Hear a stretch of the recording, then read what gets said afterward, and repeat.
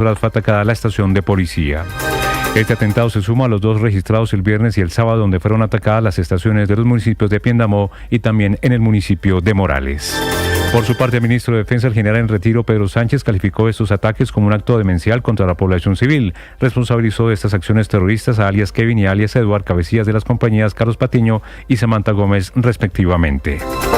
En las últimas horas fue asesinado el líder indígena Eric Anderson Mensa en zona rural de Toribío por parte de hombres armados que lo dispararon y lo dejaron a un costado de la vía. En las últimas horas, Naciones Unidas condenó este hecho y los ataques sistemáticos contra la comunidad nasa en el territorio nacional. La canciller Laura Sarabia inició su primera gira diplomática en Asia y en Japón ya sostuvo un encuentro bilateral con su homólogo Takeshi Iwaya con el objetivo de continuar fortaleciendo los lazos de amistad y cooperación. Falleció a los 95 años Jorge Cárdenas Gutiérrez, exgerente de la Federación Nacional de Cafeteros y padre del exministro Mauricio Cárdenas Santamaría.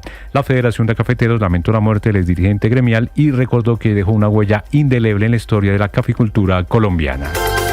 La compañía Fini anunció que desde hoy suspenderá el servicio de energía a usuarios morosos de estratos 4, 5 y 6 en la ciudad de Cartagena. La deuda, de acuerdo con la compañía, superior a los 17.000 millones de pesos.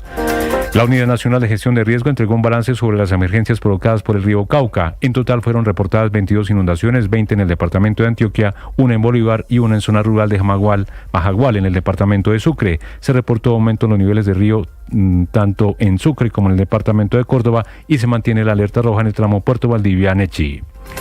El magistrado Vladimir Fernández, exsecretario jurídico de la Presidencia de la República, solicitó a la Corte Constitucional en las últimas horas frenar temporalmente el proceso que adelanta el Consejo Nacional Electoral por presunta financiación irregular en la campaña presidencial Petro Presidente 2022.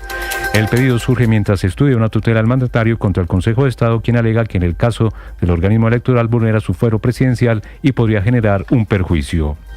Continúan los operativos de las autoridades en Barrancabermeja para ubicar a los responsables del ataque con granada que dejó una menor de 8 años herida en un enfrentamiento de bandas criminales que disputan el manejo del microtráfico.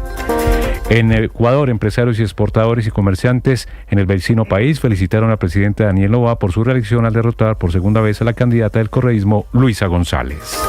Ampliación de estas y más noticias en blurradio.com. Seguimos con Mañanas Blue. Estás escuchando Blue Radio. 1 millón. 1 millón. 1 millón de noticias, sueños, emociones. 1 millón de seguidores. 1 millón de seguidores. 1 millón. Decirlo suena fácil. Lograrlo es de trabajo. Mucho trabajo. Ya somos más de 1 millón de suscriptores en nuestro canal de YouTube. Y sumando, 1.010.000. Sumando, 1.020.000. Y sumando. Blue, más que radio. 5:34. Bienvenidos, seguimos acompañándolos. Estamos en Mañanas Blue. Hoy es lunes 14 de abril. Hoy es lunes santo. Muchos de ustedes hoy están emprendiendo viaje por las vías y aeropuertos del país en el inicio de la Semana Mayor. Y como siempre, a esta hora les tenemos los temas de conversación en las redes sociales. Camila Carvajal. Hola Ricardo, feliz inicio de Semana Santa para usted, para todos los oyentes. En este lunes la principal tendencia, que no solo es en Colombia, sino en todo el continente, es Mario Vargas Llosa. Y se repite una y otra vez el nombre de todas sus novelas. La gente hablando de cuál ha sido ese libro que leyó, esa historia que marcó, para despedir a uno de los grandes, al ganador del Premio Nobel de Literatura para los peruanos, que es una distinción que comparte con muy pocos en el continente. Solo 6 en Latinoamérica han tenido un Nobel de Literatura y está el mundo despidiendo a uno de ellos. La ciudad de los perros, La Casa Verde, Conversación de la Catedral, incluso La tía Julia y El escribidor están en la lista de esas obras que la gente esta mañana está recordando en redes sociales. La fiesta del chivo, también muy comentada, mejor dicho, todas las obras alrededor de Mario Vargas Llosa, que es la manera de sus lectores, Ricardo, de despedirlo. Esto para cumplir con su voluntad, el que decidió que se hiciera un sepelio privado. A diferencia de lo que pasó con Gabriel García Márquez, que hace exactamente 11 años, Camila, en Semana Santa, en 2014.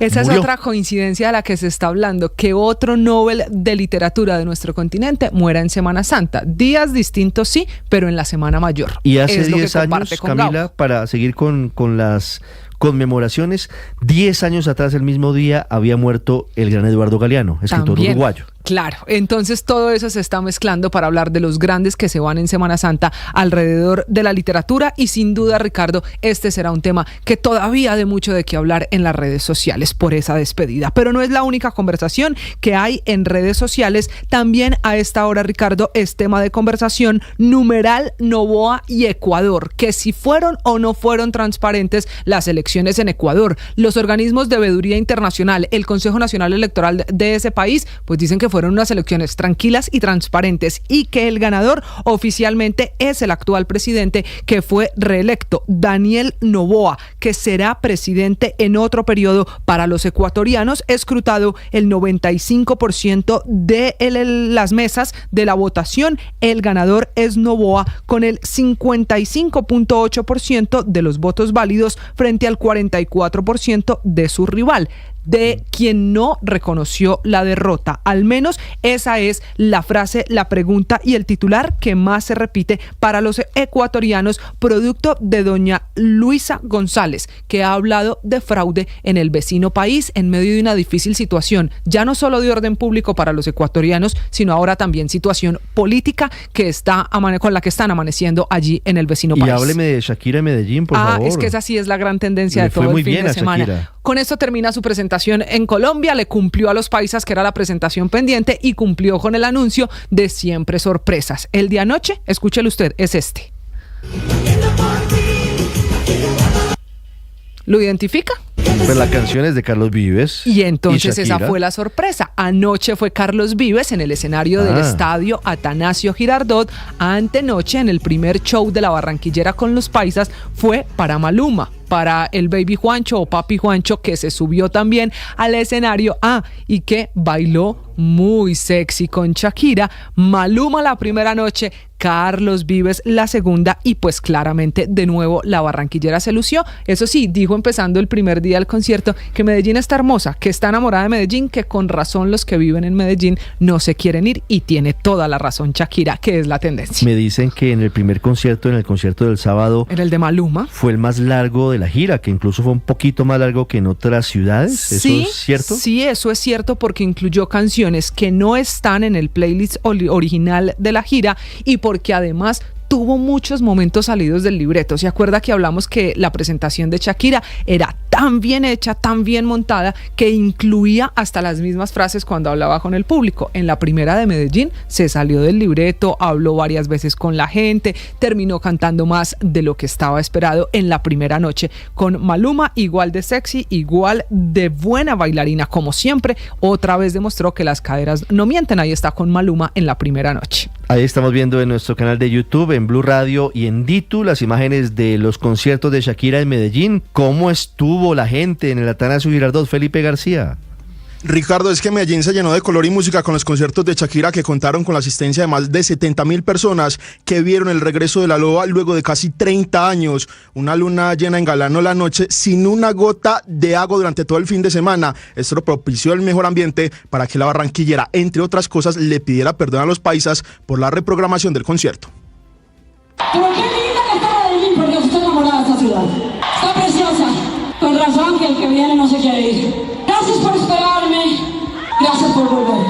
No hay mejor reencuentro que el de una loba con su mamá colombiana. Pero el público enloqueció, Ricardo, a la llegada de Maluma, el invitado de la primera noche, para cantar el éxito Chantaje.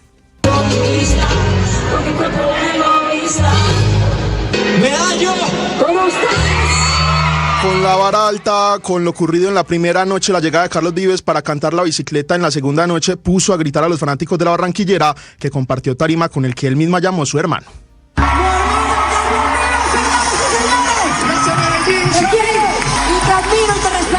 Shakira se bajó entonces de la tarima, Ricardo, y al igual que lo dijo su público, las mujeres ya no lloran, las mujeres facturan, marcando así el final de la primera etapa de su gira por Latinoamérica. Ella mismo llamó en sus redes sociales que Medellín se lució y es uno de los mejores conciertos de toda su gira en el mundo, Ricardo. Esta es Blue, más que radio. 5:41, las encuestas se descacharon en Ecuador. La victoria de Daniel Noboa, actual presidente de ese país, sobre Luisa González del correísmo fue muy amplia.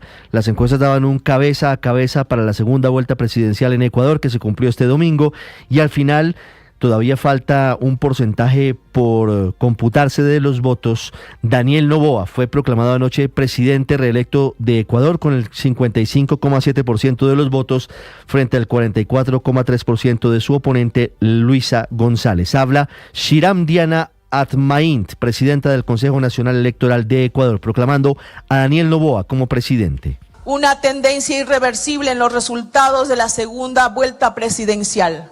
La autoridad electoral considera que el binomio ganador corresponde a la lista de Acción Democrática Nacional ADN, conformado por Daniel Noboa Asín y María José Pinto. Nuestra sincera felicitación a quienes se han hecho merecedores de la confianza del pueblo ecuatoriano. 5:41, Luisa González no reconoció los resultados a pesar de la abultada diferencia que hay de ventaja sobre Daniel Noboa. Esto dijo la candidata del correísmo. Entonces, yo sí denuncio ante mi pueblo, ante los medios y ante el mundo que Ecuador está viviendo una dictadura y estamos enfrentando el peor y más grotesco fraude electoral de la historia. En contraste, ni la OEA, ni la Unión Europea, ni otras entidades internacionales de veeduría han apoyado esa tesis de Luisa González. Todos hasta ahora han dicho que las elecciones en Ecuador se realizaron en absoluta normalidad. Desde Quito, Priscila Salazar, luego de las elecciones. Ricardo, buenos días. Con tendencia irreversible, Daniel Noboa alcanzó la presidencia de la República para el periodo 2025-2029. El presidente reelegido se dirigió a sus seguidores desde una pequeña tarima en el patio de su casa de la playa ubicada en Olón, un pueblo de la provincia costera de Santa Elena. Desde allí aseguró que la victoria ha sido histórica tras los resultados proclamados por el Consejo Nacional Electoral. El Ecuador está cambiando. El Ecuador ya escogió un diferente camino y ese camino va a hacer que nuestros hijos vivan mejor que nosotros. Va a hacer que las futuras generaciones tengan una vida más digna, una vida más justa, una vida más transparente. Pero Luisa González, la candidata de la Revolución Ciudadana fundado por el expresidente Rafael Correa, denunció fraude electoral y dijo que no reconoce los resultados del balotaje. ¿Cómo puede ser creíble? ¿Cómo puede ser creíble que no se creció siquiera un voto? 5:43 en Colombia. El viernes pasado envió el Ministerio de Comercio, Industria y Turismo las dos cartas al gobierno de Estados Unidos pidiendo que se negocie o se elimine el arancel del 10% que afecta al comercio binacional. Lo anuncia la ministra de Comercio encargada, Cielo Rusinque.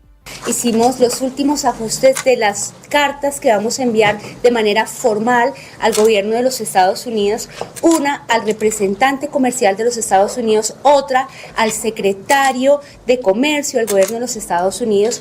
Aquí la principal claridad que queremos hacer es que no estamos acudiendo, como ya lo habíamos informado, a ese escenario de previsto. No es un escenario de litigio, es un escenario pidiendo cacao, el de Colombia. 5:44 y mientras tanto el presidente Donald Trump exime temporalmente de los aranceles a los productos tecnológicos. Se le estaba armando un lío, pero dice que es solamente justo, solo por un tiempo, mientras amenaza por otro lado don Juan Camilo Merlano en Washington con imponer aranceles a los chips y a otros elementos fundamentales para la industria tecnológica. Ricardo, buenos días. Y fue un fin de semana confuso por cuenta de las exenciones a los aranceles que Aduanas y Protección Fronteriza publicó el viernes en la noche, protegiendo de esas tarifas del 145% a computadores, teléfonos celulares, semiconductores y otros productos tecnológicos en los que China es uno de los principales proveedores de Estados Unidos. En el caso de los semiconductores, China es el tercer proveedor, pero en el caso de los teléfonos inteligentes, es el producto que más importa a Estados Unidos desde China, con 41.000 millones de dólares, y los computadores el segundo con más de 33.000 millones de dólares. No obstante, estas exenciones que son solo temporales, según aseguró el presidente Trump, quien además aclaró que si bien estos productos se salvaron del 145% de China, en lo que respecta a ese país tendrán el 20% que ya había impuesto durante los primeros días de su gobierno por cuenta de la falta de controles para el tráfico de fentanilo, y que habrá aranceles nuevos contra China y los semiconductores que anunciará esta semana. That's right, but the tariffs will be in place in the not distant future because, as you know, like we did with steel, like we did with automobiles, like we did with aluminum, which are now fully on, we'll be doing that with semiconductors, with chips. Los aranceles entrarán en vigor en un futuro próximo, al igual que hicimos con el acero, los automóviles, con el aluminio, que ahora están en plena vigencia. Lo haremos con los semiconductores, con los chips y con muchas otras cosas, decía el presidente Trump, quien además añadía que esta semana estará anunciando esos aranceles. Por lo pronto, esta exención es un alivio para gigantes tecnológicos como por ejemplo Apple, que recordemos su producto insignia, el iPhone, podría haber trepado su precio hasta por encima de los $3,000. Pero hay estudios que además indican que no es rentable para Apple producir el iPhone en territorio estadounidense, que si llega a decidir hacerlo por cuenta de los costos de producción y la mano de obra, fundamentalmente, producirlo en Estados Unidos de una u otra forma haría que también termine costando por encima de los $3,000. Ricardo. Imagínese usted, costaría un iPhone, haciendo cuentas a pesos colombianos, más de 12 millones de pesos. 12 sí, millones señor, y medio, cual. casi 13 millones de pesos. Imagínese usted, casi que estaría duplicando y un poco más el valor de los más costosos en el mercado, que hoy son los iPhone 16 Pro Max. Y hablando de la guerra comercial, no da tregua en Semana Santa. China suspende exportación de materia prima fundamental, minerales críticos para la industria de automóviles, semiconductores y aeroespaciales, y Xi Jinping emprende una gira por los países más afectados por la guerra arancelaria del presidente Donald Trump. Desde Londres, Silvia Carrasco. Sí, Ricardo, ¿qué tal? Muy buenos días. La verdad es que la escalada no se detiene. Las bolsas hoy están reaccionando de alguna manera positiva por esta suspensión que nos contaba Juan Camilo a las acciones a las tecnológicas, esta suspensión de aranceles a las tecnológicas. En este minuto, bueno, ya cerraron las bolsas del Asia y Hong Kong, Japón, todos están en positivo. No son los saltos que vimos la semana pasada, pero sí 1 o 2% arriba, mientras que Europa también ha abierto en 2%, está el FTSE, está en 2,38%, Alemania, el DAX alemán. El petróleo está plano, crece apenas un 0,8%, está en torno a los $63 el barril de Brent, porque todavía sigue habiendo en el mercado, existe la percepción de que vamos hacia una recesión. ¿Qué es lo que ha hecho China? China ha estado preparándose durante los últimos 4 años para lo que iba a ser este gobierno de Donald Trump, y por lo tanto han tomado decisiones críticas, como por ejemplo la suspensión de la exportación de los materiales tierras raras, que es como se les conoce, o minerales críticos e imanes que son cruciales para la industria automovilística, los semiconductores y la industria aeroespacial del mundo. Antes había restringido esa exportación un 40, un 50%, ahora la ha detenido en los puertos, suspensión completa, prohibición de exportar esta amplia gama de minerales críticos, de los cuales China los produce en un 90%, por lo tanto no hay cómo reproducirlos en otros lugares del mundo. Son esenciales para ensamblar automóviles, drones, robots y misiles, y están todos en este minuto detenidos en los puertos chinos. Esa es una de las decisiones. La otra decisión del gobierno chino ha sido lanzarse en la búsqueda de aliados, y por lo tanto comenzó hoy una gira del presidente Xi Jinping. Está hoy en Vietnam, pero va a seguir también a Camboya y a Laos, porque lo que quiere es conseguir compromiso de China con el comercio global. Está tratando de transmitirle a estos países que la estabilidad está en trabajar con ellos. Ricardo. 5:49, Silvia, gracias. En Cartagena comienzan a cortar el servicio a los usuarios de estratos 4, 5 y 6, hablo de la luz, por ser deudores morosos. Vanessa, en Barranquilla. Ricardo, le cuento que se trata de más de 2.000 usuarios de la empresa Afinia, entre los que acumulan hasta 17.000 millones de pesos en deudas. Y es que entre ellos hay personas que desde hace más de 9 años no cancelan el pago de sus facturas de energía. Eder Huelvas, quien es el jefe de Territorial Afinia Bolívar, asegura que entre estos usuarios también hay más de 300 que hace 2 años no aportan un peso al valor de sus facturas. Cabe resaltar que en esta zona del distrito existen más de 2.000 usuarios de los estratos 4, 5 y 6, donde se registra una alta morosidad. Estos usuarios hacen parte también de tradicionales barrios como La Manga y el Centro Histórico, una decisión que va en línea con los racionamientos o periodos de continuidad que está aplicando Afinia, pero que por el momento se encuentran suspendidos. Barranquilla amanece hoy con 27 grados. Manga y el Centro Histórico entre los barrios de las medidas de Afinia en Cartagena.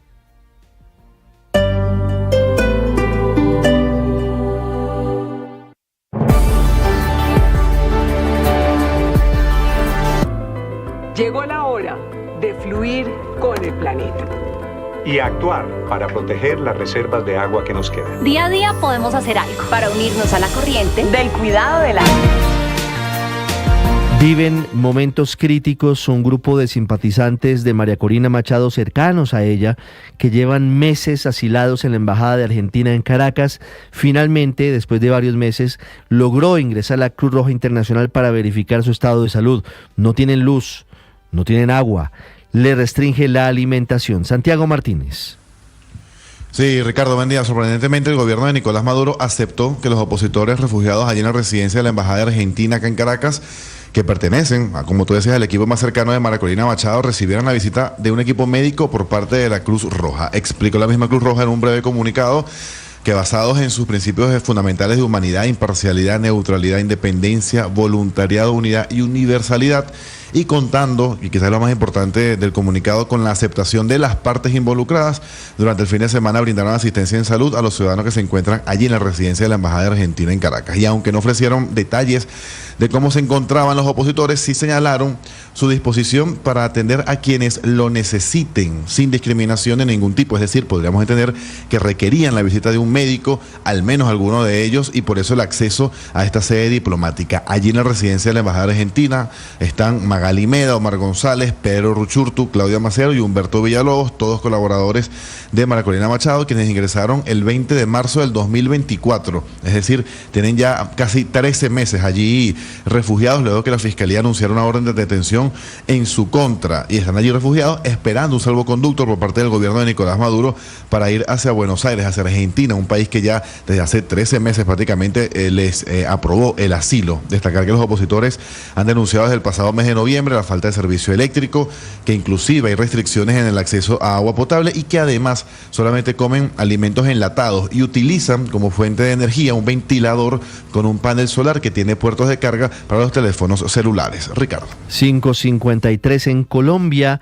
Murió a los 94 años de edad este domingo Jorge Cárdenas Gutiérrez, legendario exgerente de la Federación Nacional de Cafeteros, el hombre que llevó el café colombiano a los más altos escenarios del mundo. Javier Segura. Ricardo y oyentes, buenos días. Hay luto en el gremio de los cafeteros. Falleció a los 94 años de edad Jorge Cárdenas Gutiérrez, una de las figuras más importantes del gremio cafetero del país. Fue un protagonista clave en la historia económica y social de los colombianos durante más de 4 décadas. Bajo su liderazgo, el gremio cafetero vivió un proceso de reestructuración muy profundo. El café colombiano empezó a llegar a mercados internacionales, impulsado por la bonanza cafetera, que cotizó el grano colombiano pasando de centavos de dólar a pagarse por encima de los $3 en los Estados Unidos.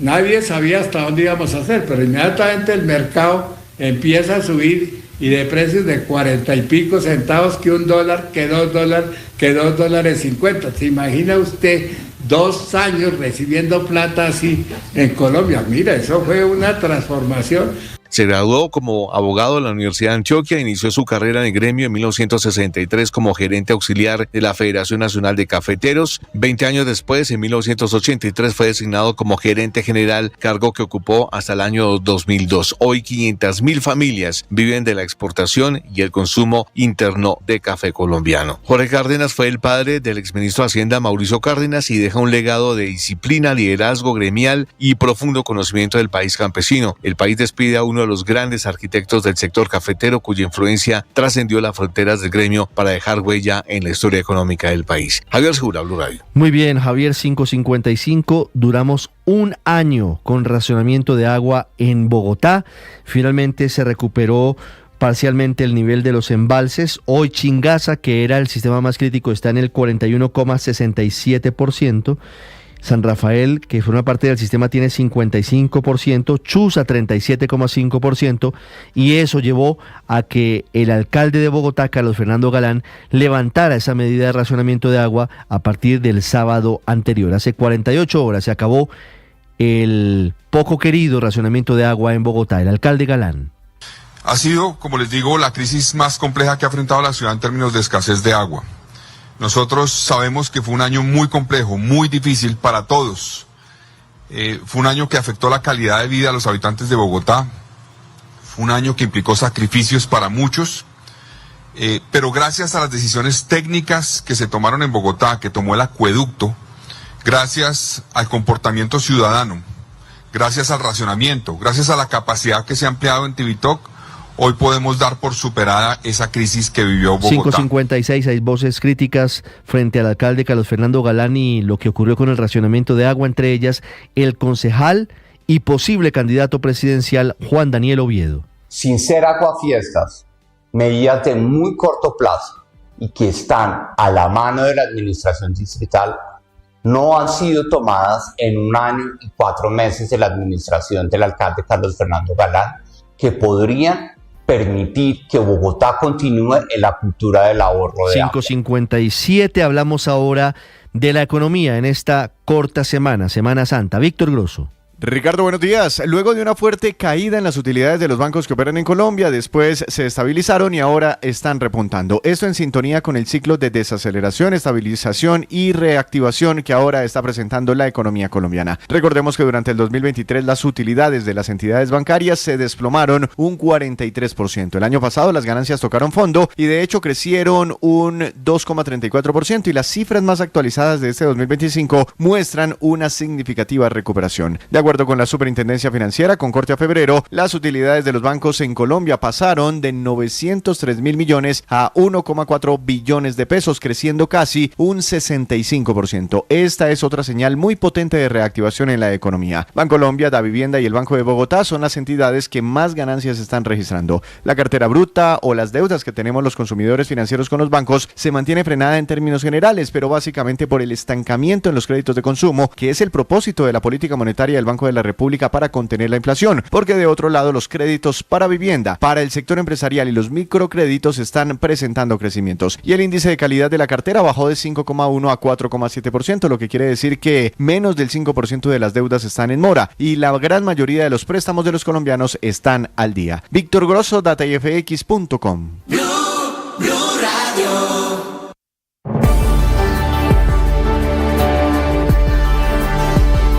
Un millón. 1 millón de noticias, sueños, emociones. 1 millón de seguidores. 1 millón de seguidores. 1 millón. Decirlo suena fácil. Lograrlo es de trabajo. Mucho trabajo. Ya somos más de 1 millón de suscriptores en nuestro canal de YouTube. Y sumando, 1.010.000. Sumando, 1.020.000. Y sumando. Blue, más que radio. Ahora usted puede opinar. ¿Qué es una buena noticia en medio de tantas emergencias? Gracias a los más de 2.100.000 personas que hoy posicionan a Blue nuevamente como la emisora número 1 de los colombianos. Es un gusto saludarlos. Gracias por escucharnos. Gracias por vernos. Esto es Blue, parte del juego. Más que radio. Escanea este código y suscríbete a nuestro canal de YouTube, @Blue Radio Co. Y disfruta y participa de la programación de Blue Radio. Blue Radio, le ponemos cara a la radio. Blue Radio, la alternativa. 1 millón. 1 millón. 1 millón de noticias, sueños, emociones. 1 millón de seguidores. 1 millón de seguidores. 1 millón. Decirlo suena fácil. Lograrlo es de trabajo. Mucho trabajo. Ya somos más de 1 millón de suscriptores en nuestro canal de YouTube. Y sumando, 1.010.000. Sumando, 1.020.000 y sumando. Blue, más que radio. El periodismo no tiene apellidos. Es siempre honesto, independiente y comprometido con la verdad. El periodismo no es amigo del poder, lo vigila. Hoy, Mañanas Blue les ofrece periodismo con contexto. Las dos caras de la moneda, sin exageración, sin especulación. A partir de este momento, Mañanas Blue es periodismo en radio. Bienvenidos.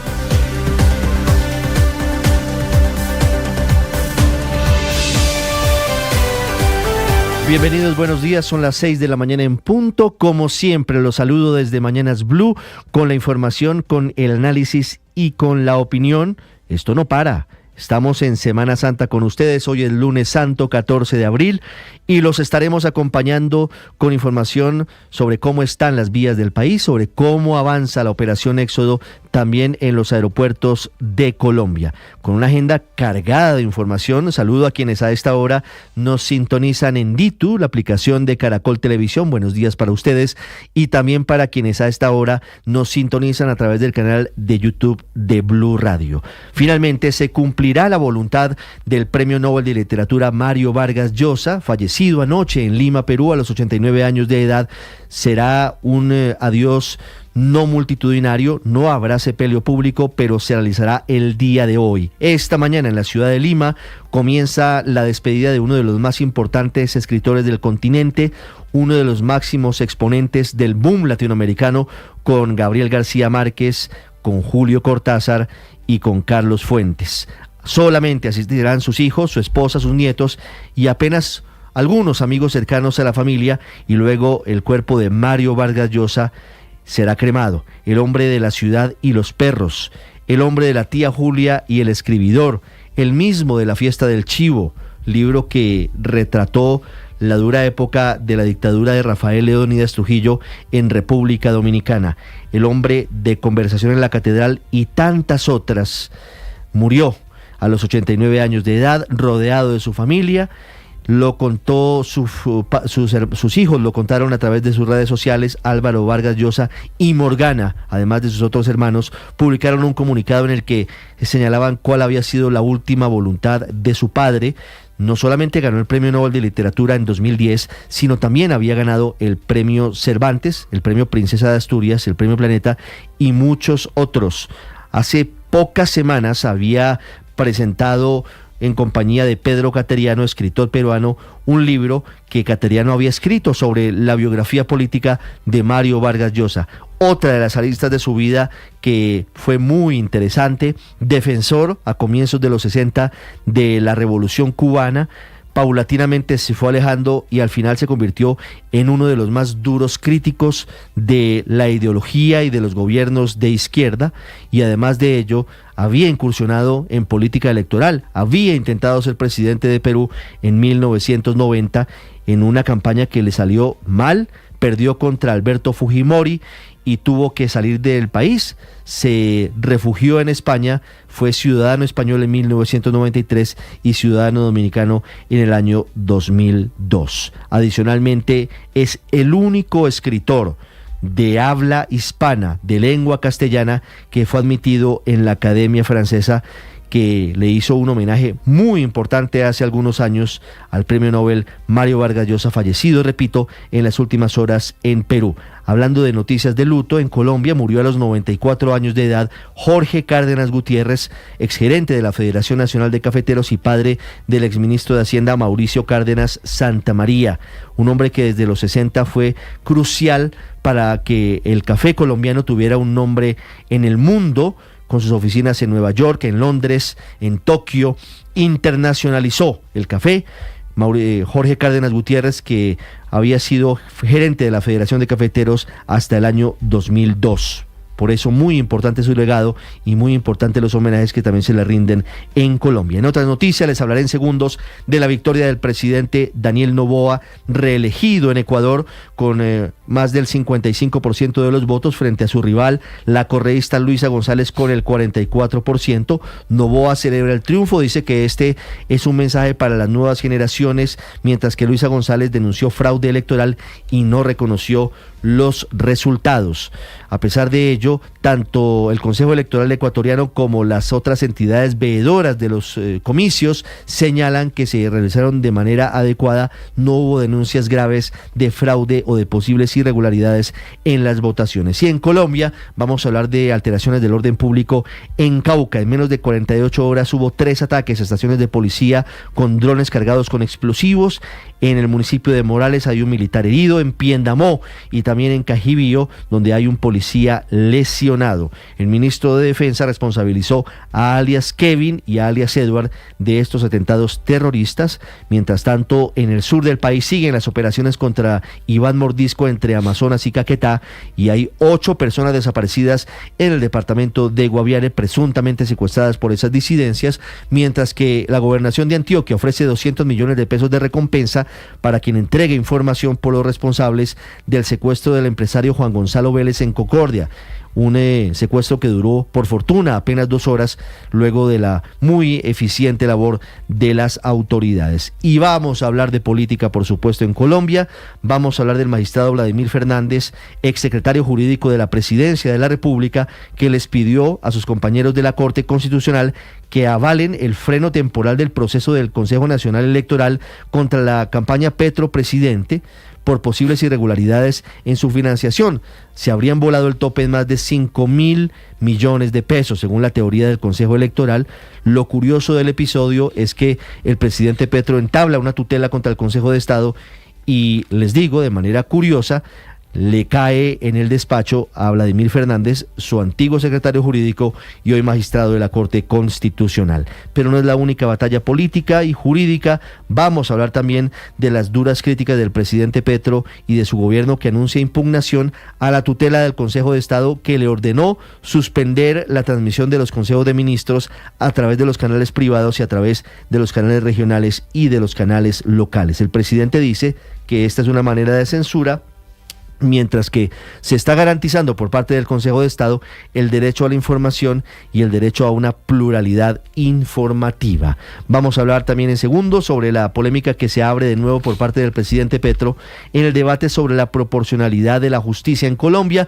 Volvió a comparar la condena contra EPA Colombia y la condena del exsubdirector de la Unidad de Gestión de Riesgo de su gobierno, Sneider Pinilla, condenado por el escándalo de corrupción en esa entidad del gobierno. Voy a hablarles en segundos también de las muy tensas relaciones en el Centro Democrático, el grupo de 4 precandidatos contra Miguel Uribe, que también aspira a ser el candidato oficial de esa colectividad. No le están haciendo caso al expresidente Álvaro Uribe, que había pedido unión y tranquilidad en el seno del Centro Democrático. Les contaré detalles de los 2 conciertos de Shakira en el Estadio Atanasio Girardot de Medellín. Les contaré detalles de la reaparición sorpresa del Papa Francisco el domingo de Ramos en la Plaza de San Pedro, y les contaremos detalles de cómo avanza a esta hora la operación Éxodo por las vías del país. Hoy, lunes 14 de abril, hoy lunes santo, es el Día Mundial de la Enfermedad de Chagas. Hoy es el Día de las Américas. Hoy se cumplen 12 años del fallecimiento del cantante vallenato Martín Elías Díaz, hijo del cacique de la Junta Diomedes Díaz, en un gravísimo accidente. Y hoy es el Día Internacional del Portero o el Arquero, en homenaje a Juan Camilo Vargas, al fallecido arquero colombiano Miguel Calero, que hoy estaría cumpliendo años. Sí, señor Ricardo, estaría cumpliendo 54 años Miguelito El Show Calero, que falleció, recuerde usted, el 4 de diciembre de 2012, cuando tenía 41 años. Muy joven murió Miguel Calero, y en homenaje a él hoy se conmemora el Día Internacional del Portero o del Arquero en el fútbol. 6-9 minutos, muchas gracias por acompañarnos. Vamos a continuación con lo más importante en el resumen, en Voces y Sonidos, en Mañanas Blue. Que lo ideal es que la muerte sea un accidente, que venga a interrumpir de una manera como accidental una vida que está en plena efervescencia, ¿no?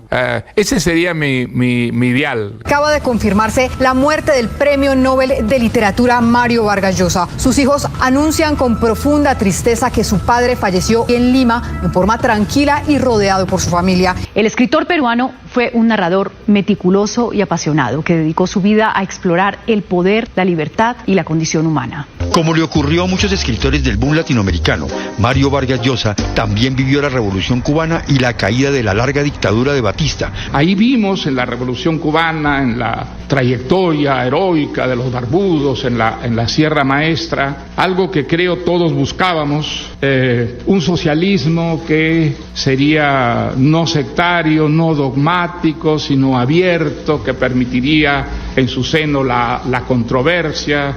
Sin embargo, pronto le llegó la desilusión cuando un poeta de la isla fue declarado enemigo de la revolución. La relación entre Mario Vargas Llosa y Gabriel García Márquez fue una de las más fascinantes y tensas de la historia literaria latinoamericana. Y en su respuesta siempre quedó en claro que la enemistad era irreconciliable. Mis opiniones sobre García Márquez, literarias, políticas, son conocidas hasta el cansancio, hasta la saciedad. Creo que esa es una curiosidad gratuita, más bien un poco malsana. Me parece que es un tema que lo prudente y lo elegante sería evitarlo. En 2022, en la televisión chilena, el maestro Vargas Llosa habló en su momento de las elecciones en Colombia. Los colombianos, al elegir a Petro, han elegido la pobreza. Sí, es clarísimo, digamos. ¿Y son tontos los colombianos que eligen la pobreza? Yo creo que son tontos. Una mañana de viernes, el 3 de octubre de 2014, hace casi 11 años, el escritor Mario Vargas Llosa habló con Blue Radio, desmintiendo públicamente una columna que escribió en su momento el exministro Fernando Londoño Hoyos. Maestro Vargas Llosa, es un placer saludarlo, inclusive para estos temas tan aburridores. Para usted, muy buenos días desde Blue Radio. ¿Cómo está? Buenos días, mucho gusto, señor. Muy bien, bueno, la verdad que bastante molesto con esta historia, que me han atribuido un texto que yo no he escrito. Además, usted sabe que este texto, que se titula Lloro por ti, Argentina, y yo jamás lo escribí.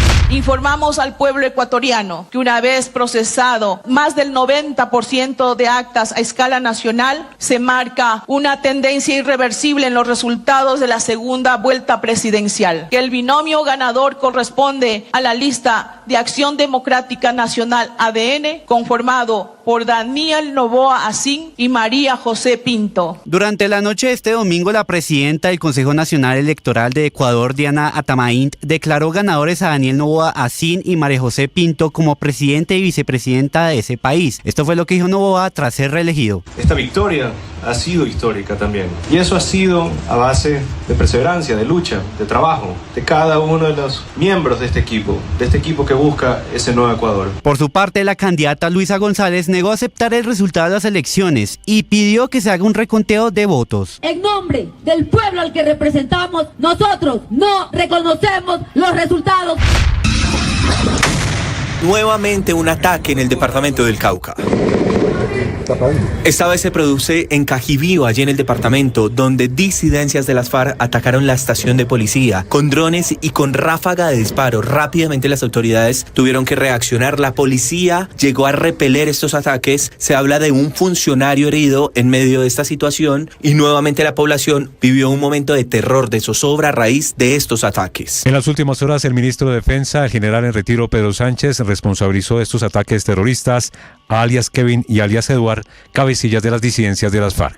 El Ejército Nacional confirmó que están ofreciendo una recompensa de hasta 40 millones de pesos por información puntual que permita dar con el paradero de 8 personas que desde el pasado 4 de abril en zona rural del municipio de Calamar, Guaviare, se encuentran desaparecidas. El coronel Néstor Augusto Corso, comandante de la Brigada 22 de Selva. La recompensa es de hasta 40 millones de pesos a quien nos dé una información puntual que conduzca, lo reitero, a la ubicación de estas personas que se encuentran desaparecidas. En tiempo récord, el Ejército y la Policía lograron la liberación del empresario Juan Gonzalo Vélez en el municipio de Concordia, en Antioquia. Hombres armados se lo llevaron de su finca de descanso. El gobernador Andrés Julián Rendón indicó que el ente departamental ofrece una millonaria recompensa para que se pueda dar con los responsables del hecho. Esta recompensa de hasta 200 millones de pesos tendría que suministrarnos más información dentro de las líneas de investigación investigación que ya existen para no solo evitar que hechos como este se vuelvan a presentar.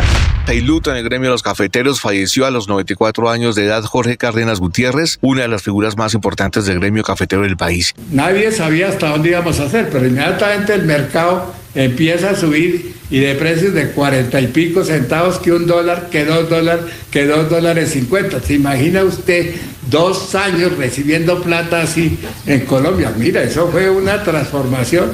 La noticia sobre la decisión del Consejo de Estado de ordenar que no se transmitan los consejos de ministros por Canal 1, canales privados, regionales, locales y comunitarios, dejando la posibilidad de hacerlo solo por los públicos, se conoció en pleno discurso del presidente Gustavo Petro en Acacias Meta. Al terminar su intervención en un largo trino, el presidente Gustavo Petro señaló a los magistrados del Consejo de censurarlo y no reconocerlo como presidente de Colombia. La decisión del Consejo de Estado también generó reacciones políticas. Habla el senador Miguel Uribe. La decisión del Consejo de Estado confirma la denuncia y la advertencia que hicimos oportunamente. Gustavo Petro no puede transmitir de manera indiscriminada los consejos de ministros, en donde busca capturar la agenda informativa. El magistrado de la Corte Constitucional, Vladimir Fernández, exsecretario jurídico del presidente Gustavo Petro, pidió a sus colegas del alto tribunal que ordenen suspender de manera provisional la investigación del Consejo Nacional Electoral hasta que la Corte defina la tutela. Habla el expresidente de la Corte Suprema de Justicia, Jaime Arrubla. Esto está como para coger un palco. Yo creo que indiscutiblemente no debería el doctor Vladimir entrar en ese debate.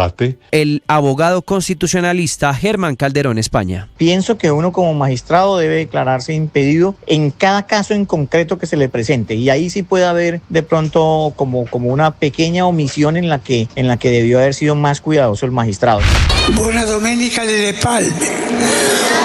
Buona Settimana Santa.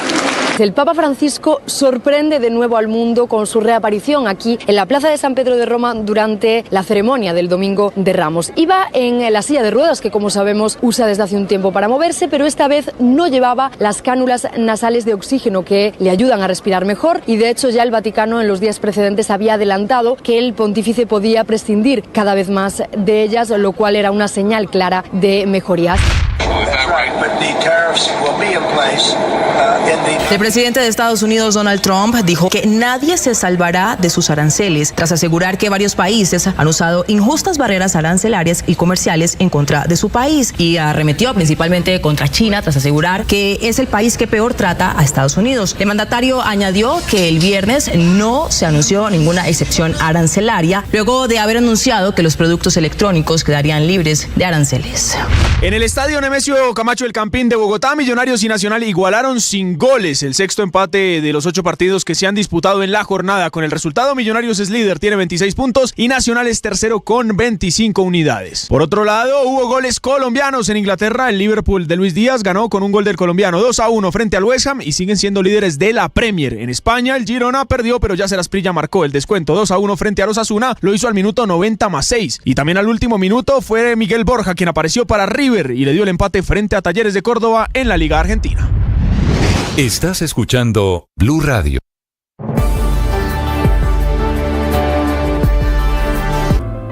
Llegó la hora de fluir con el planeta y actuar para proteger las reservas de agua que nos quedan. Día a día podemos hacer algo para unirnos a la corriente del cuidado del agua.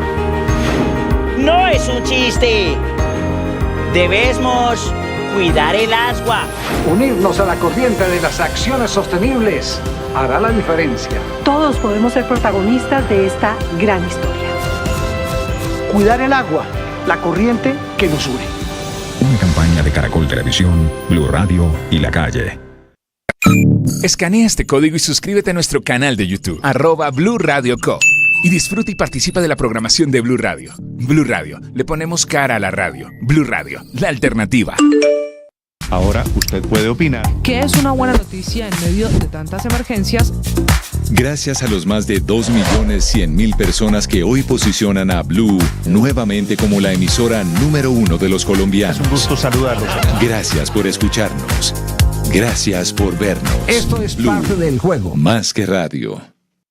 1 millón. 1 millón. 1 millón de noticias, sueños, emociones. 1 millón de seguidores. 1 millón de seguidores. 1 región. Decirlo suena fácil. Lograrlo es de trabajo. Morales y Cajibío son los municipios del Cauca víctimas recientes de los últimos ataques terroristas de las disidencias de alias Iván Mordisco con drones cargados con explosivos. Hay uniformados lesionados, hay temor y zozobra en los habitantes de esos municipios porque incluso fueron atacados luego de celebrar el Domingo de Ramos. Crítica situación en el suroccidente del país. En Cali, Hugo Mario Palomar. Ricardo, una nueva escalada terrorista sacudió este fin de semana al departamento del Cauca. Las disidencias de las FARC, las disidencias que lidera alias Iván Mordisco, en menos de 48 horas atacaron 3 poblaciones de ese departamento con explosivos lanzados desde drones. Los blancos fueron los municipios de Morales, Piendamó y Cajibío. En este último municipio, en Cajibío, el ataque contra la estación de policía sucedió en pleno Domingo de Ramos, justo cuando los habitantes del pueblo estaban finalizando las actividades religiosas para dar inicio a la Semana Santa.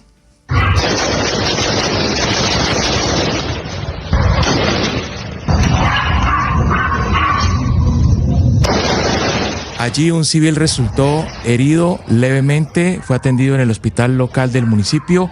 Este ataque se suma a otros que se registraron horas antes en otras poblaciones del departamento del Cauca. El viernes, hacia las 11:30 de la noche, un ataque con drones también lanzados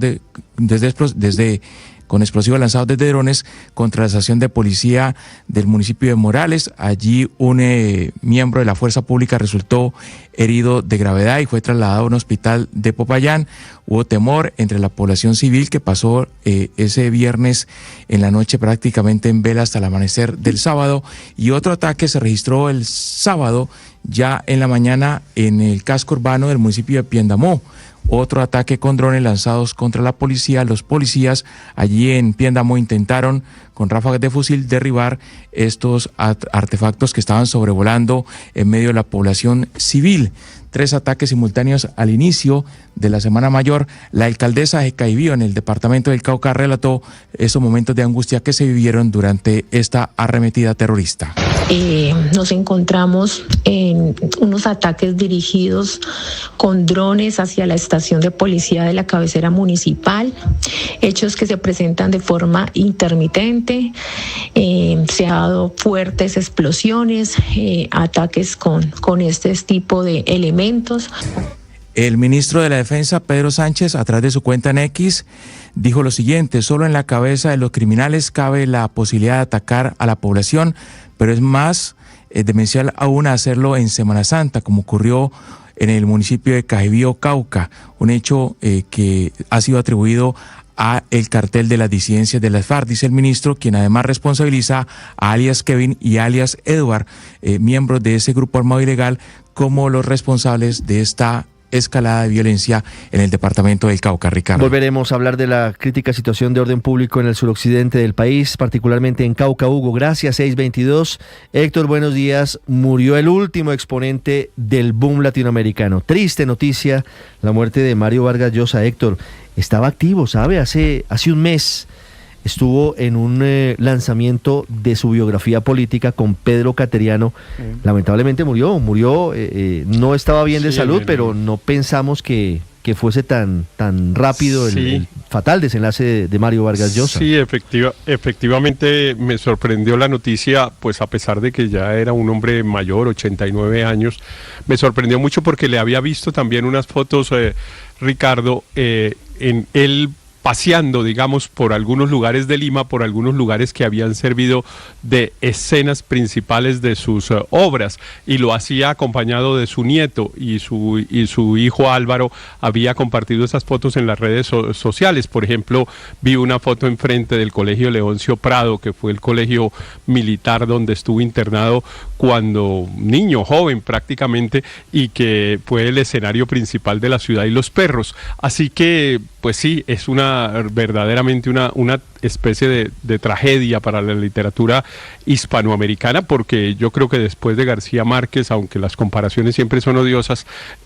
y habrá algunos que preferirán a Vargas Llosa, pero después de García Márquez y junto con Cortázar y con Octavio Paz, en fin, con todos Fuentes, estos Carlos personajes Fuentes. que armaron, Carlos Fuentes, que armaron el boom latinoamericano, pues realmente hicieron una historia extraordinaria para la literatura del mundo, porque no es solamente para la literatura latinoamericana, están traducidos en 40 o 50 idiomas todos, y Vargas Llosa fue un hombre muy prolífico, que yo particularmente lo disfruté mucho, Ricardo, y tengo un recuerdo particular que me hizo golpear que la noticia me golpeara más, porque siendo yo muy joven, tenía por ahí 17 años, tenía un periódico en la universidad, en el externado, con otros amigos, un periódico estudiantil, y fui de vacaciones a Lima y tuve la intención de entrevistar al maestro Vargas Llosa, y logré hacerlo después de varios intentos. No me diga. Y me recibió en su casa, en la biblioteca de Barranco. Es la misma casa en la que murió, es una casa preciosa que mira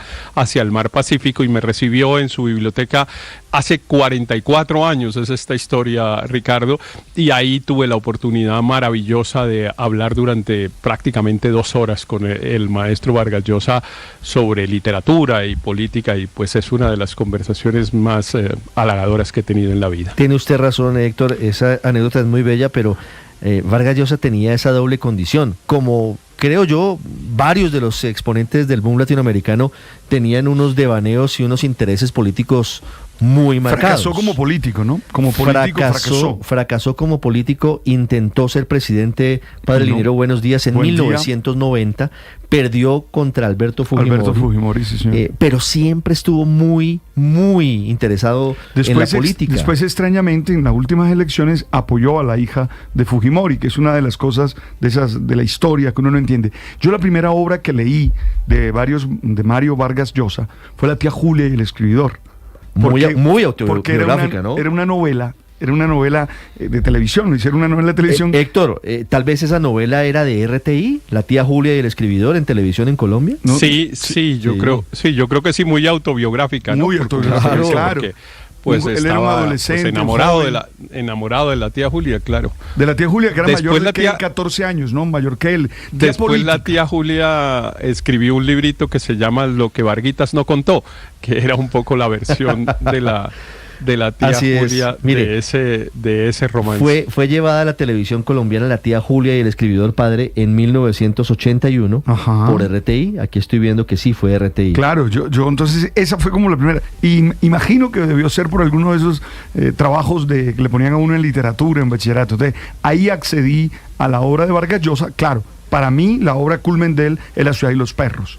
Sé que después hizo muchas otras cosas, ¿verdad? Muchos otros argumentos, La fiesta del chivo, por ejemplo. Pero de las que yo disfruté, definitivamente, La ciudad y los perros. 6:27 minutos. Sí, la del bar La Catedral, ¿no? La obra, la conversación en la catedral que relata la dictadura de Manuel Odría, que es una dictadura que tuvo unos 6 o 7 años de gobierno en el Perú y que se llevaba a cabo en un bar que se llama La Catedral, en el que también visitó en estos días, hace un par de semanas, Vargas Llosa. Obviamente el bar ya no existe, pero por lo menos estuvo en el lugar donde quedó, y que realmente es un lugar que está en ruinas, pues no hay ninguna construcción nueva, sino que la obra se fue deteriorando y está prácticamente en ruinas. Esa es una obra absolutamente extraordinaria. Vamos a preguntarles. A diferencia del padre, esta fue la primera que leí. Conversación en la Catedral. 6:28 minutos. Tú sabes que la relación con García Márquez es una de esas relaciones míticas. Vamos a hablar más adelante de eso. No solo también por su tesis, en la que habla tanto de García Márquez,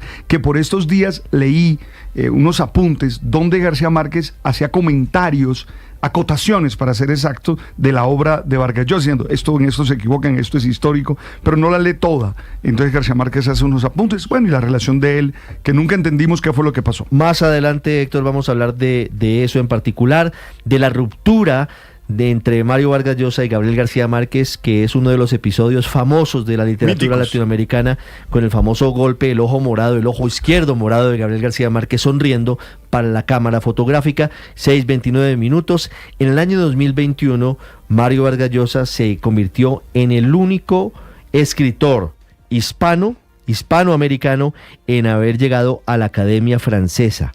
Fue elegido académico francés en noviembre de ese año y hoy rinde tributo a Mario Vargas Llosa el presidente de Francia, Emmanuel Macron. Silvia Carrasco.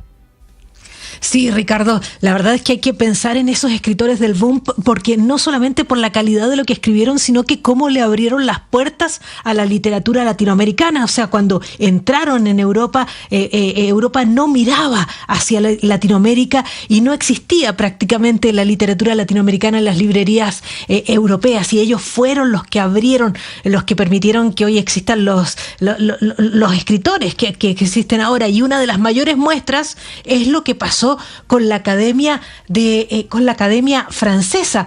Porque, claro, Mario Vargas Llosa vivió en París, vivió en Londres, vivió en Barcelona, pero él nunca escribió en francés, y el hecho que en 2021 la Academia Francesa lo nombrara miembro ha sido uno de los homenajes más grandes que tuvo. Y hoy es el presidente Emmanuel Macron quien le está rendiendo homenaje en la red X. Escribió el presidente Macron: Mario Vargas Llosa perteneció a Francia por la Academia Francesa, por su amor a nuestra literatura.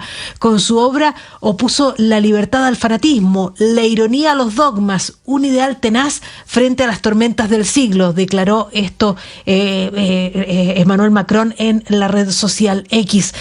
Ha habido otros homenajes también. La ciudad de Madrid también le está rindiendo homenaje. Va a abrir un libro de condolencias para que todo el mundo se pueda manifestar allí. También la Casa Real Española le ha agradecido a Vargas Llosa su obra inmensa. Escribe el rey Felipe en el tuit de la Casa Real: el Olimpo de las letras universales le ha abierto sus puertas a Mario Vargas Llosa. Gracias siempre por toda su inmensa obra, nuestro hispano peruano eterno.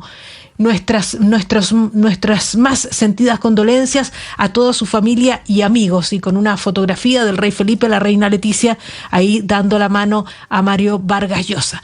En un apunte personal, Ricardo, yo creo que no hay obra mayor de Vargas Llosa que Conversación en la Catedral. Él siempre decía en las entrevistas que los escritores se debatían entre escribir buenas historias o jugar con el lenguaje, y él tuvo esa capacidad inmensa en escribir como escribió Conversación en la Catedral, un estilo único que yo siempre me pregunté por qué no siguió escribiendo así, pero para mí, obra máxima, Conversación en la Catedral, Ricardo. Muy bien, Silvia, hablaremos más adelante y haremos la pregunta para todos sobre cuál es, para usted, que nos ve, que nos oye, su libro favorito de Mario Vargas Llosa, que hoy recibirá un homenaje privado. Las exequias solamente estarán para su familia y para los amigos más cercanos. Desde Lima, Enrique Montenegro. Ricardo, buenos días. El mundo de las letras está de luto. Este domingo ha fallecido en Lima el escritor peruano Mario Vargas Llosa a los 89 años de edad. La noticia fue comunicada por su hijo Álvaro a las 7:26 de la noche a través de las redes sociales, donde informó que el autor murió en paz, rodeado de su familia, y que en cumplimiento de su voluntad no habrá ceremonia pública. Su muerte marca el final de una era en la literatura hispanoamericana y universal. Nacido en Arequipa el 28 de marzo de 1936, Vargas Llosa fue autor de épicas novelas como La ciudad y los perros, La casa verde, Conversación en la Catedral, La guerra del fin del mundo, La fiesta del chivo o Tiempos recios. Su literatura cargada de política, historia, filosofía y pasión humana lo convirtió en una voz imprescindible dentro del llamado boom latinoamericano, junto a su amigo, otro iluminado de la pluma universal, Gabriel García Márquez. En 2010, a los 74 años, Vargas Llosa recibió el Premio Nobel de Literatura, un reconocimiento que llegó tras décadas de trayectoria. Algunos datos curiosos sobre su vida incluyen su participación como actor en la película Pantaleón y las visitadoras en 1975, donde interpretó a un oficial del ejército peruano. Su paso por la política fue en 1990, al postularse a la presidencia del Perú, elección que perdió frente a Alberto Fujimori. Yo defiendo la democracia, soy un liberal, trato de ser un liberal, opino con absoluta independencia, quisiera que América Latina saliera del subdesarrollo, quisiera que tuviera instituciones verdaderamente democráticas y que esas instituciones sirvieran para hacer las reformas sociales, económicas, profundas, que crearan en nuestros países verdaderas oportunidades para todos. Durante décadas escribió columnas, primero en medios latinoamericanos, luego en diarios como El País, donde mantuvo una presencia quincenal hasta su retiro en diciembre de 2023. El mismo año publicó su última novela, Fue su adiós consciente a la ficción, y meses más tarde también se despidió del periodismo de opinión. Por eso tenemos que seguir soñando, leyendo y escribiendo, la más eficaz manera que hayamos encontrado de aliviar nuestra condición perecedera, de derrotar a la carcoma del tiempo y de convertir en posible lo imposible. A lo largo de su vida recibió todos los grandes premios literarios en lengua española: el Cervantes, el Príncipe de Asturias, el Rómulo Gallegos, el Planeta. Fue miembro de la Real Academia Española y en 2021 ingresó como inmortal en la Academia Francesa, algo inédito para un autor que nunca escribió una obra en francés. Aspiraba secretamente a ser un escritor francés, confesó entonces. Para mí, escribir es un gran placer, escribir es mi manera de vivir, no podría vivir sin escribir es lo que organiza mi vida, aunque me cueste trabajo y a veces me saque canas, no podría vivir sin escribir. Mario Vargas Llosa deja tras de sí una obra inmensa, traducida a decenas de idiomas, leídas por millones de personas en todo el mundo. Su legado es el de un escritor total, un narrador que retrató el alma humana con crudeza y belleza, un pensador que incomodó a todos los sectores y un hombre que vivió la literatura como una forma de rebelión contra la mediocridad del mundo. Nada de lo bueno va a ocurrir si nosotros nos quedamos con los brazos cruzados.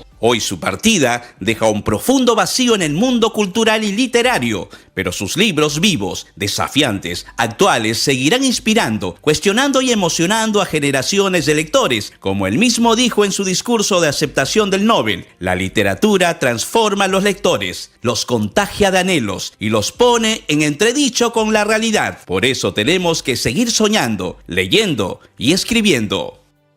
La obligación de un escritor es escribir bien, fundamentalmente, ¿no? Escribir con originalidad, escribir unas obras que lleguen a un público.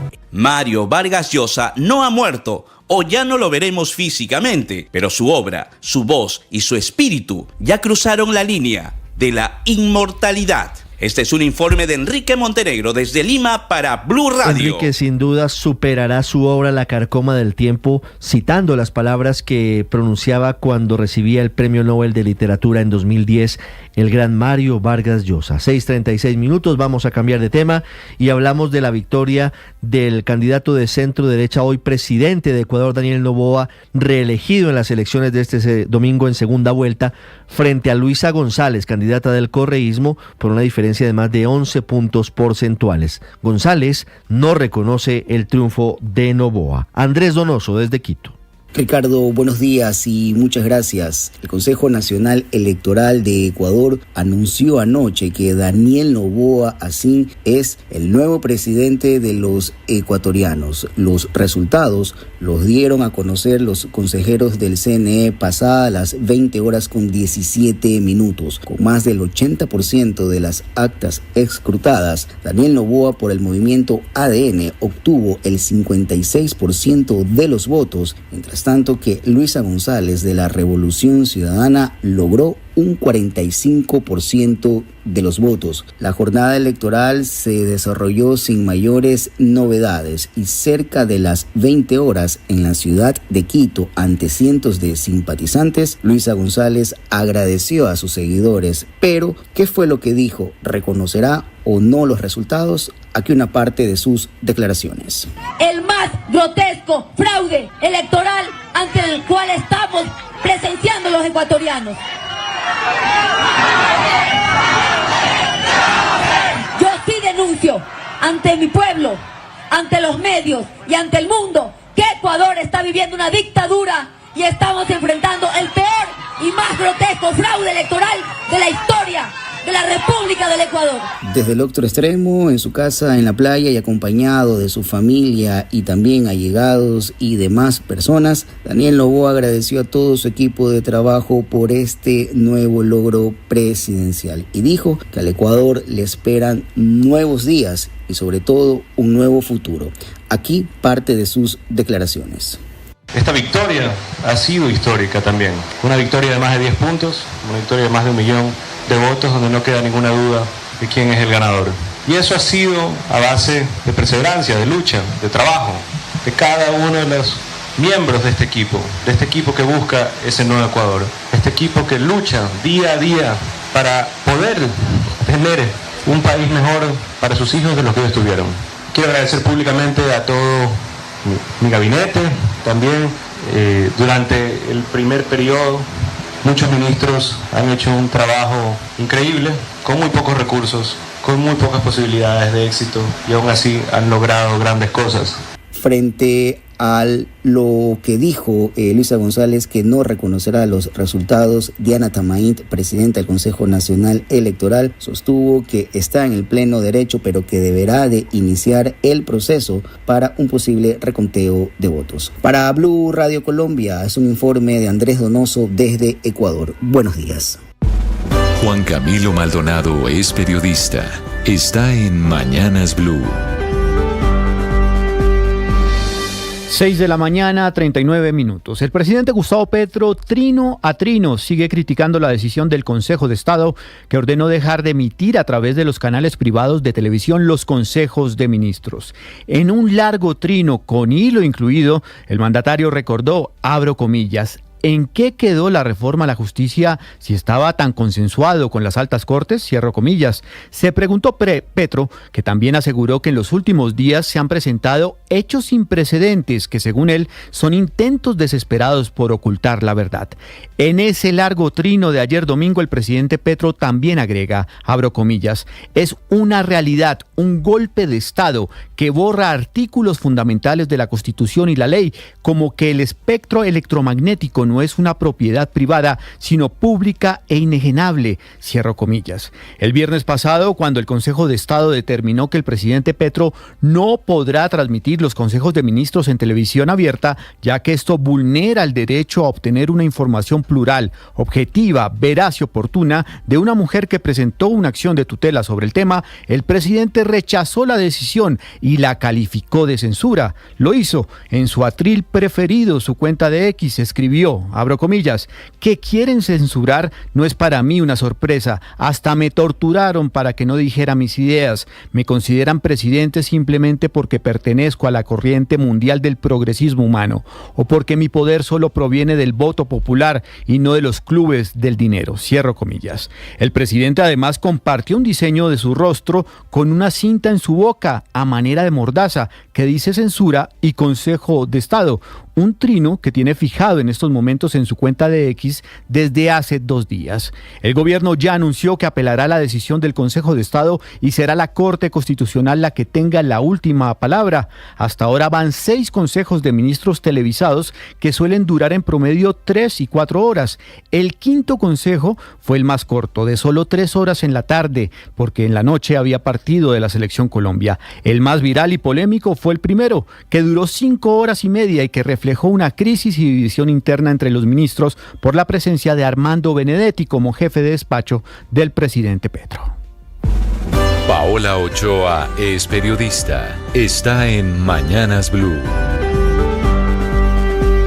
6 de la mañana, 42 minutos. Ojos puestos nuevamente sobre Ecopetrol, principal empresa del país y fuente número 1 de ingresos, impuestos, dividendos y regalías para la nación, inmersa por estos días en todo un mar de anuncios y de cambios muy importantes por lo demás en la vida diaria de millones de colombianos, comenzando por los anuncios en materia de gas, principal combustible para 11 millones de hogares en el país que cada día están teniendo que pagar precios más altos, hasta un 36% 4% más solo en lo que va corrido de este año y que tendrán que seguir pagando cada vez más en los próximos meses cuando suba el déficit del 4% al 7,5% de la demanda nacional que se proyecta para finales de este año, lo que obliga a tener que seguir aumentando las importaciones para suplir las necesidades de gas de 36 millones de colombianos y por primera vez en 46 años ante la negativa del gobierno de firmar nuevos contratos de exploración y también de utilizar la técnica del fracking para sacar más gas. Unas importaciones que van a seguir creciendo de manera astronómica durante los próximos 3 años, 190 millones de pies cúbicos diarios de importaciones el año entrante y hasta 400 millones de pies cúbicos en el año 2028, pero importaciones a las que decidió meterse ahora directamente Ecopetrol, que a partir del mes de julio comienza el proceso para importar dicho combustible, trayéndolo desde Qatar o cualquier otro punto del globo terráqueo, entrándolo por el puerto de Buenaventura, después transportándolo casi 200 kilómetros por tierra hasta llegar a la planta de liquefacción que se construye en Buga, con una capacidad de 60 gigatermios por día que entraría en marcha a partir del segundo trimestre de 2026 y que se suma a otros proyectos de regasificación en el Caribe que ya tiene Ecopetrol, por ejemplo, la plataforma Chuchupa, el complejo Ballena en La Guajira y la terminal marítimo de Coveñas, con cantidades estimadas de 250 millones de pies cúbicos diarios y la entrada en el mercado en el cuarto trimestre del año 2027. Todo ello según los anuncios del presidente de Ecopetrol, Ricardo Roa, que tras el regaño del presidente de la República, Gustavo Petro, en el Consejo Televisado de Ministros tuvo que entrar a tomar cartas serias en el asunto y quien también anunció otro tipo de medidas para intentar conjurar toda esta crisis del gas, como la entrada al mercado en el año 2029 del primer bloque de gas del proyecto Sirius 2, que es el mayor descubrimiento en el país desde los años 90 y con el que se espera tener el equivalente al 14% de la demanda actual. Camila Carvajal es periodista. Está en Mañanas Blue. Ya son las 6 de la mañana, 45 minutos. Talio. Esa es la sustancia que provocó la intoxicación y la posterior muerte de Emilia con apenas 13 años y de Inés con 14 años. El talio, que es un metal altamente tóxico que hace muchos años era utilizado para hacer venenos o plaguicidas, sobre todo contra las ratas. Es una sustancia que no tiene color, ni olor, ni sabor y en más de 90 países su uso está restringido o prohibido para productos domésticos desde 1972. Precisamente por eso, por su toxicidad, pero todavía es un metal muy utilizado en una industria en particular. La electrónica se usa también combinado con bromo, cloro, flúor y yodo para formar sales. Dicho eso, que responde a la que se había convertido en la gran pregunta durante estas 2 semanas del caso de las niñas del Colegio Nogales, ¿de qué murieron? ¿Qué las intoxicó? Aparece ahora una nueva pregunta: ¿cómo llegó el talio al cuerpo de las 4 personas que resultaron intoxicadas? Esa es la respuesta que está buscando la Fiscalía, que formalmente abrió una investigación porque con la confirmación de que es talio se acaba la competencia de la Secretaría de Salud de Bogotá, porque este es un hecho que definitivamente no fue intoxicación de alimentos, y en parte también la competencia de medicina legal. Queda así en manos de la Fiscalía y este ya será otro camino, el de la investigación y el del proceso penal. Mientras tanto, las familias y los compañeros de clase despidieron y le siguen rindiendo homenaje a Emilia y a Inés, mientras Gabriela y Miguel siguen luchando por su vida en la Fundación Santa Fe de Bogotá. Un último dato: el Instituto Nacional de Salud recopila datos sobre intoxicaciones por químicos. El último informe es del año 2021. Por ejemplo, en ese se reportaron 36.394 casos, pero no hay una cifra confirmada de solo intoxicaciones por talio, una sustancia que con solo 15 o 20 gramos en el cuerpo ya es letal. El informe del Instituto Nacional de Salud habla de intoxicaciones generales por sustancias químicas. De ahí la dificultad para entender cómo el talio llegó a estos cuerpos. Estás escuchando Blue Radio.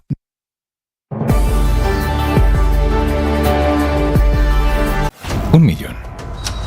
Un millón. Un millón de noticias, sueños, emociones. 1 millón de seguidores.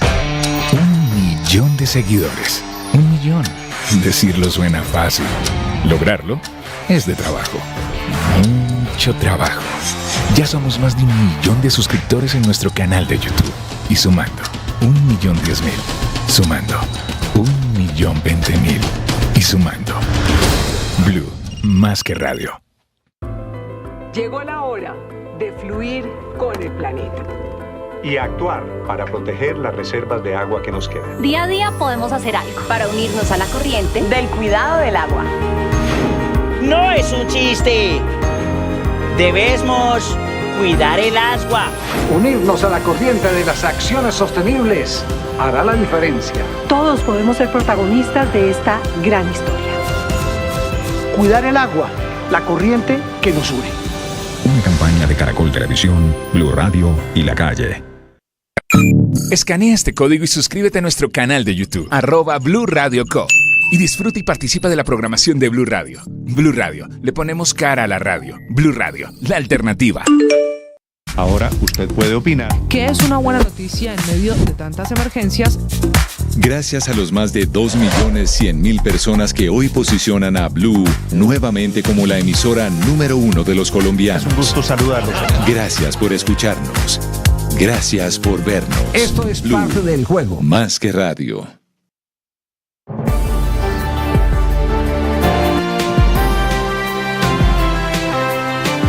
Padre Linero, buenos días. Buen día, Ricardo, como siempre, con ánimo, con fuerza, con ganas, este día. Además que yo amanecí, papá, cuando las mañanas son así.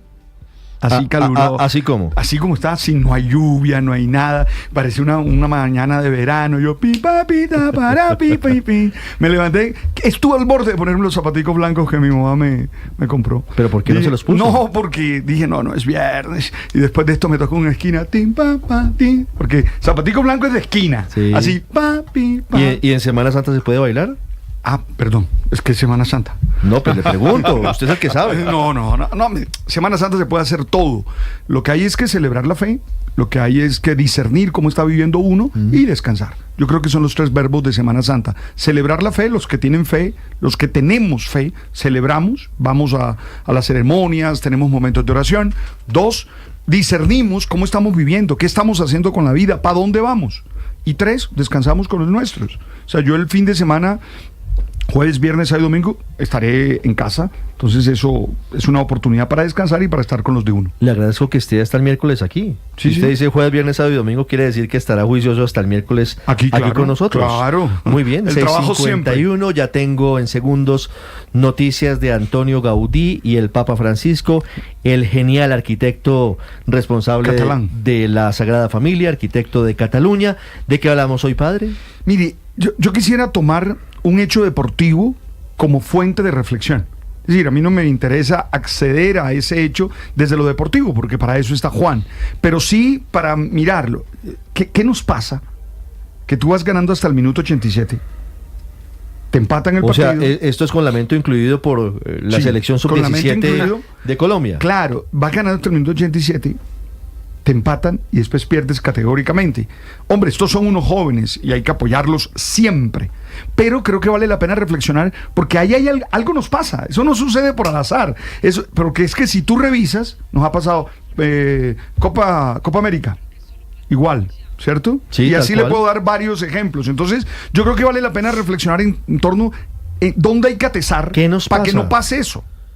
No tenemos mentalidad ganadora, nos asustamos al final, nos desconcentramos en el momento definitivo. Lamentablemente, don Juan Camilo Vargas, tendremos que hablar en la sección deportiva de muchos temas del fútbol colombiano, pero señor, también del subtítulo de la sub-17 en el suramericano que se jugó en Cartagena y en Montería. Usted lo puede ver como el subtítulo, como tal vez el fracaso deportivo de no llegar al campeonato, que era lo que todos deseábamos, el sub-17, además en nuestro país, era la segunda oportunidad que teníamos de ganarlo, pero también lo puede ver como la clasificación al Mundial, y se empieza a consolidar una nómina, son jugadores muy jóvenes, y estábamos enfrentando a Brasil, que es el rey de la categoría, ganó su título número 14 en un sudamericano sub-17, y la selección va a reaparecer en Qatar, a partir del 5 5 de noviembre para la Copa Mundial, y ese era el gran objetivo de esta selección Colombia. Pero no sub-17. ganamos, no somos campeones, Juan. No, pero no somos campeones. No, y entiendo,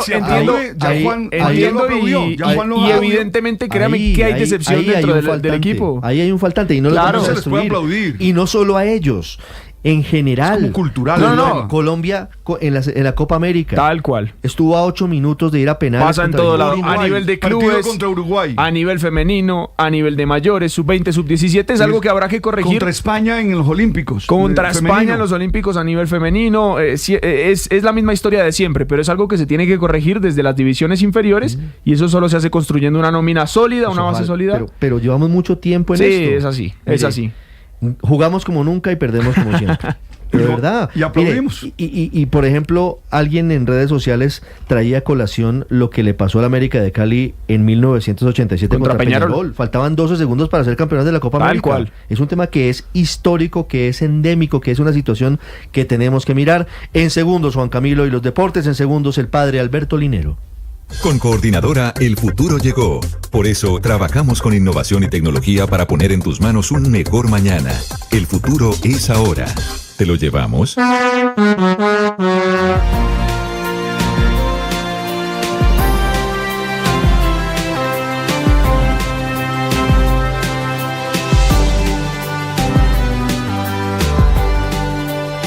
Murió Mario Vargas Llosa, lo hemos venido informando desde este domingo en la noche, una noticia que enluta a la literatura universal.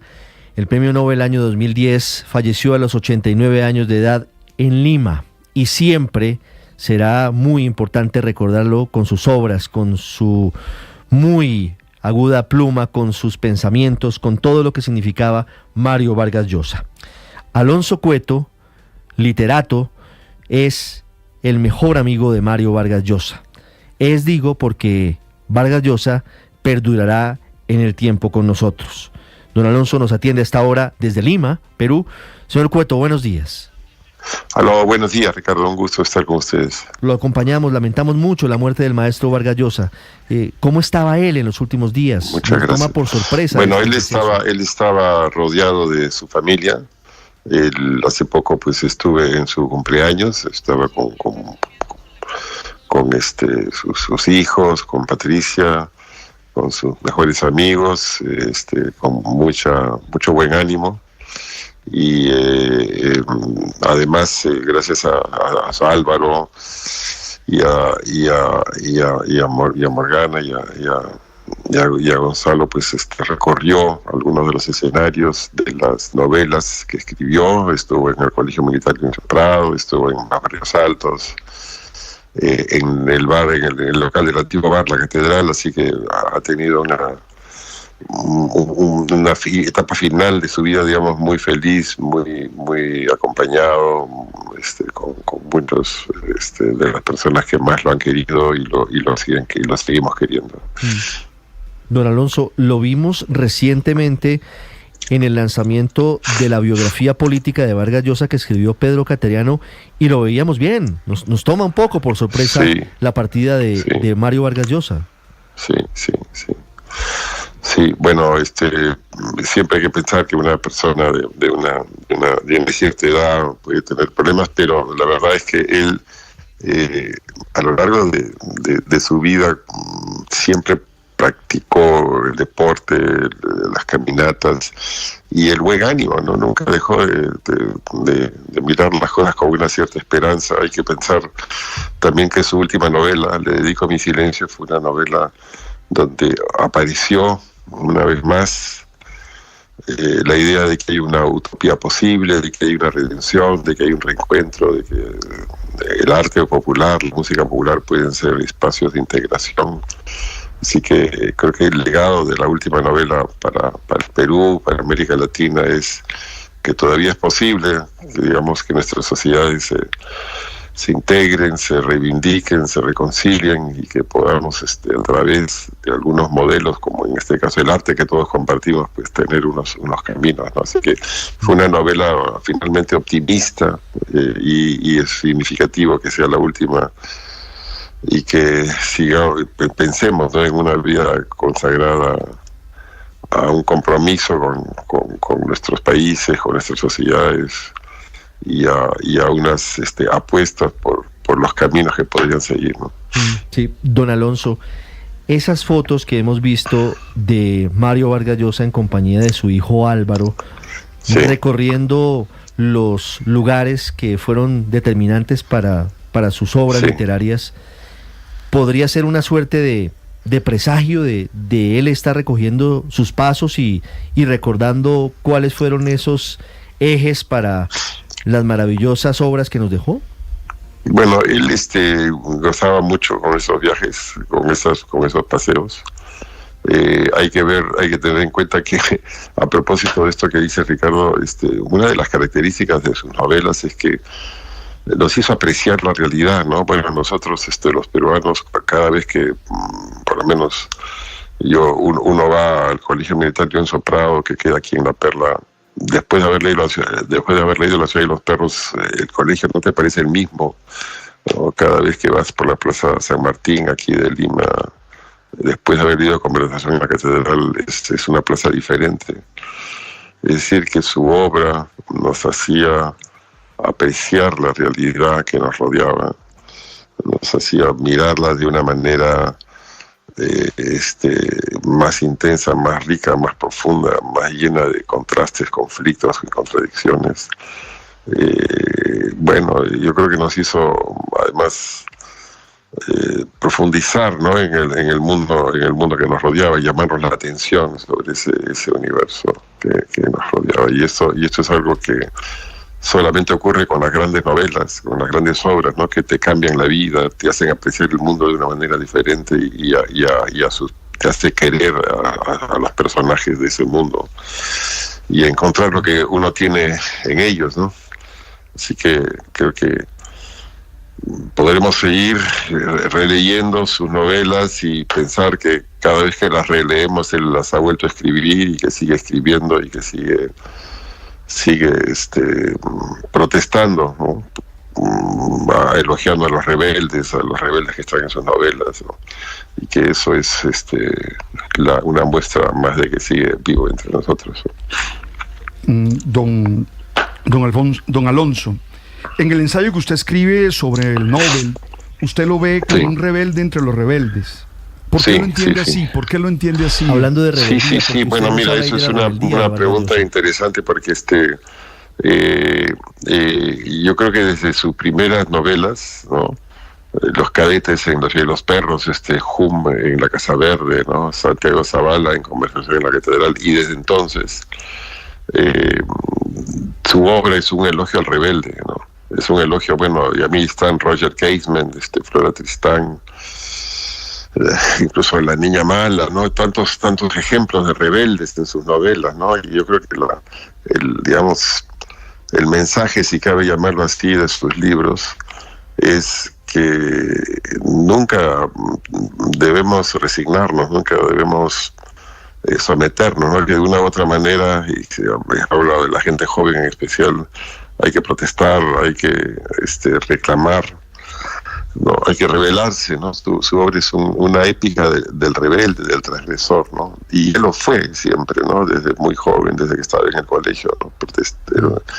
Era una persona que se alzaba a defender algunos principios, y eso se traduce a lo largo de toda su obra, ¿no? O sea, en cierto modo, eso lo he dicho en una otra entrevista, ¿no? Sus libros son un llamado a la insurrección, a la protesta, ¿no? Y alguna vez estuve con él en una presentación del Sueño del Celta en Londres, y él les dijo en un momento determinado,